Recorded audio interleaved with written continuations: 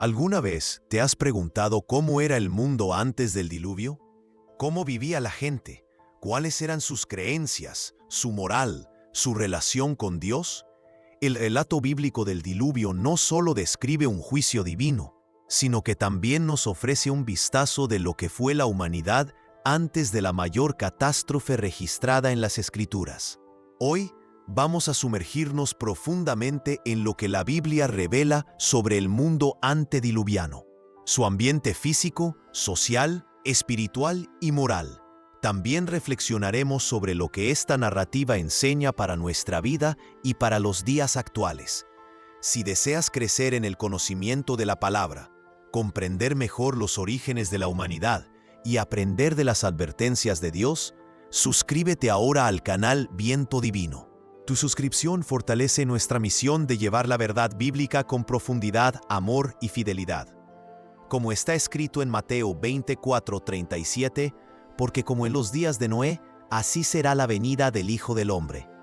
Prepárate para un viaje a los orígenes de la humanidad y para profundas reflexiones espirituales. El ambiente físico antes del diluvio, una tierra diferente. El mundo antes del diluvio era físicamente distinto al que conocemos hoy. En Génesis 2:5 al 6 leemos: porque aún no había llovido el Señor Dios sobre la tierra, pero un vapor subía de la tierra y regaba toda la superficie del suelo. Esto sugiere que antes del diluvio no había lluvias como las conocemos, sino un sistema de irrigación natural, tal vez una especie de invernadero planetario. Además, Génesis 1:7 habla de aguas por encima del firmamento. Muchos estudiosos defienden que existía un dosel de vapor sobre la tierra, creando un ambiente con un clima templado, sin extremos de temperatura y posibilitando una longevidad extraordinaria. Adán vivió 930 años, Matusalén 969 años, Génesis 5. Este ambiente propicio favorecía la salud y la vitalidad física. La tierra era exuberante, fértil, con abundancia de recursos naturales, capaz de sostener una población creciente. La población, un crecimiento explosivo. En Génesis 6:1-2 leemos: y aconteció que cuando comenzaron los hombres a multiplicarse sobre la faz de la tierra, vieron los hijos de Dios que las hijas de los hombres eran hermosas. La humanidad crecía de forma exponencial. Adán y Eva tuvieron múltiples hijos e hijas. Génesis 5:4. Si consideramos la longevidad y la fertilidad, es posible que, en los días de Noé, la población mundial estuviera en el orden de millones. Este crecimiento no fue solo numérico, sino también cultural y tecnológico.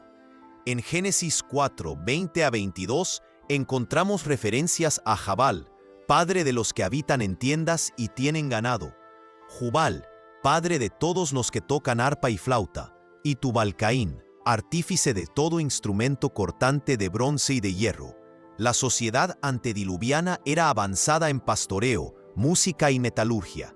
El avance de la corrupción moral.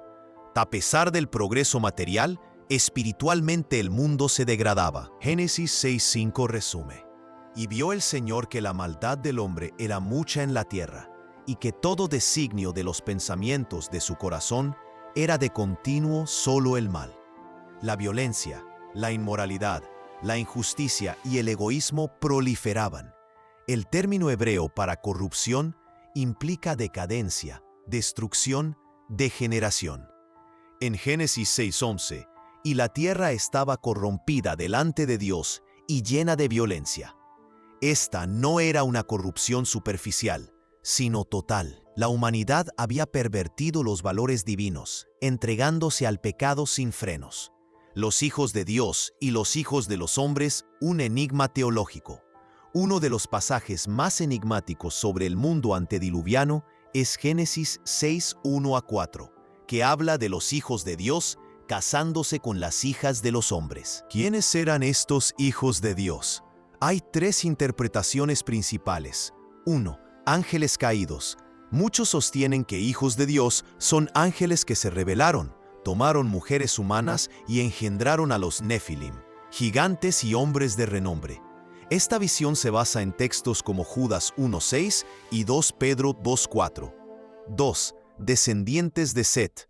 Otros defienden que eran hombres piadosos, descendientes de Set, que se mezclaron con las hijas de Caín, llevando a la corrupción moral y espiritual.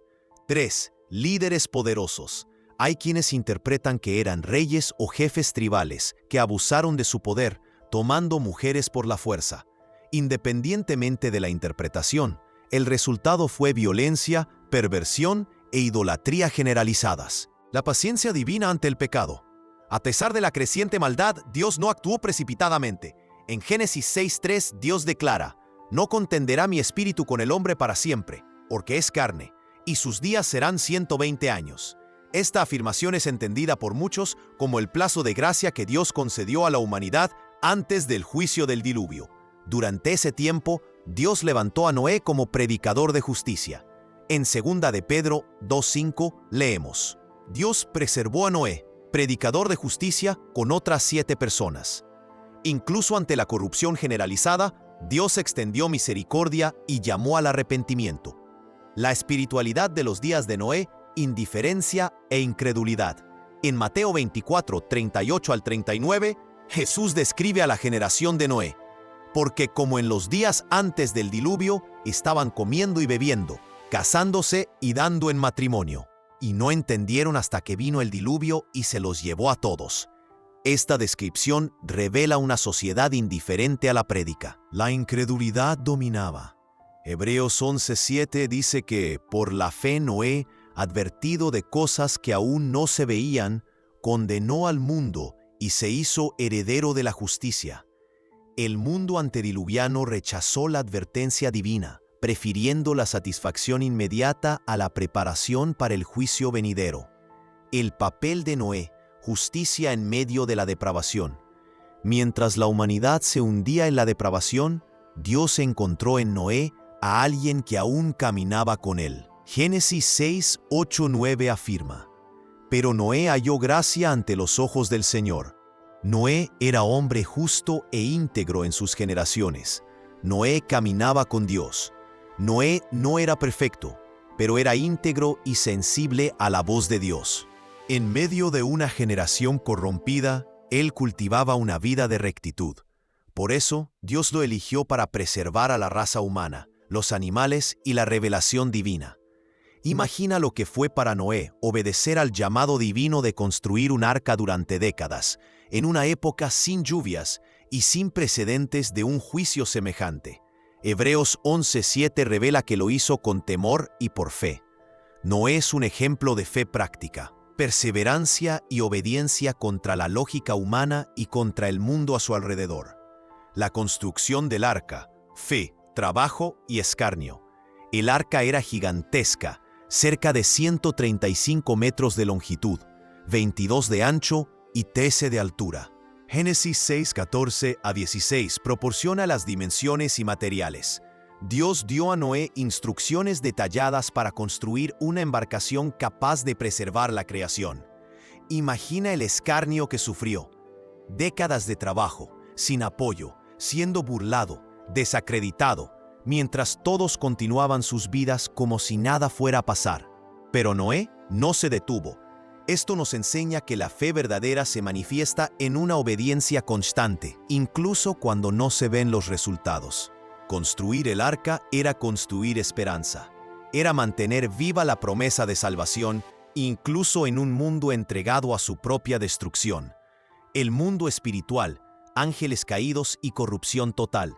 Volviendo a la cuestión de los hijos de Dios, muchos estudiosos conectan Génesis 6 con textos como 1 Pedro 3:19-20 y Judas 6:7, que hablan de ángeles que no guardaron su estado original. El libro de Enoc, un texto apócrifo, pero influyente en la tradición judía, describe a estos seres como ángeles que se rebelaron, se unieron a mujeres humanas y enseñaron hechicería, guerra, vanidad e idolatría a la humanidad. Aunque no es canónico, el libro de Enoc refuerza la idea de que el mundo antes del diluvio estaba inmerso en una corrupción espiritual intensa.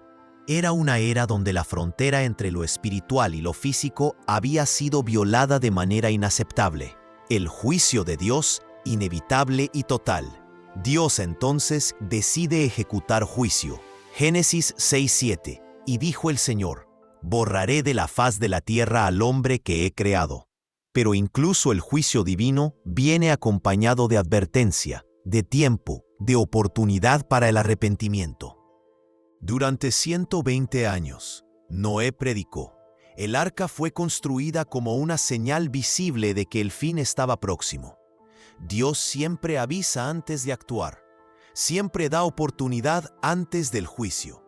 Pero llega el momento en que el tiempo se acaba. Génesis 7:16 nos dice: y el Señor cerró la puerta. La puerta del arca representa la puerta de la salvación, abierta por mucho tiempo, pero finalmente cerrada por las manos de Dios. El arca, tipo de Cristo. El arca es un símbolo de salvación, un tipo de Cristo. Así como el arca salvó a Noé y su familia del juicio, Cristo es el arca espiritual que salva a todos los que entran en él. Juan 10:9. Yo soy la puerta, el que por mí entrare será salvo. El arca era única, no había un plan B. Así también es Cristo. Hechos 4:12. Y en ningún otro hay salvación, porque no hay otro nombre bajo el cielo dado a los hombres en que podamos ser salvos. Estar dentro del arca era estar seguro, estar fuera era perecer. Así es con la fe en Jesús. O estamos en Él, o estamos perdidos. Aplicaciones espirituales para los días de hoy. Jesús comparó los días de Noé con los días del fin. Mateo 24:37-39. Hoy, como entonces, el mundo busca el placer por encima de todo. La violencia crece, la fe es ridiculizada, la predicación del juicio es ignorada. Pero también hoy, Dios está construyendo un arca, la iglesia. Él continúa llamando a las personas para que entren en ella, para que sean salvadas del juicio venidero. En 2 de Pedro 3:9 leemos: el Señor no retarda su promesa, sino que es paciente para con nosotros, no queriendo que ninguno perezca, sino que todos procedan al arrepentimiento. La puerta aún está abierta, pero un día Dios la cerrará. La memoria del mundo antediluviano en el presente. Hoy, geólogos, arqueólogos y estudiosos de todo el mundo encuentran señales de un gran cataclismo global. Capas sedimentarias en todo el planeta, restos de fósiles marinos en montañas, tradiciones de diluvio en más de 200 culturas diferentes. Estas evidencias apuntan a un evento global que marcó la Tierra, exactamente como el diluvio bíblico. La ciencia muchas veces confirma lo que la fe ya sabía. Hubo un tiempo en que Dios juzgó al mundo y aún lo juzgará nuevamente. Conclusión: ¿y si vivimos hoy como antes del diluvio? Si Jesús dijo que los días del fin serían como los de Noé, entonces debemos preguntarnos: ¿estamos atentos como Noé o indiferentes como la multitud? ¿Estamos construyendo por fe o viviendo para el ahora? ¿Estamos dentro del arca o fuera de ella? Hebreos 11:7 concluye: por la fe, Noé preparó un arca, por la cual condenó al mundo y fue hecho heredero de la justicia que es por la fe. Que nuestro corazón no esté endurecido como el de la generación antediluviana. Que estemos alerta, en oración y preparados para la vuelta de nuestro Señor. Oración final. Señor, te agradecemos porque eres justo y misericordioso. Enséñanos a vivir como Noé, con fe, obediencia y temor. Líbranos de la indiferencia, de la corrupción y de la incredulidad de nuestros días. Ayúdanos a construir una vida de santidad y a entrar en el arca de la salvación que es Jesucristo. En el nombre de Jesús. Amén. Si este mensaje habló contigo, dale un me gusta a este video, compártelo con quien necesite escuchar esta palabra y deja tu comentario contando qué te impactó más. Tu participación fortalece nuestra misión de esparcir el Evangelio e inspirar vidas. Hasta el próximo viento divino. Que Dios te bendiga y te guarde.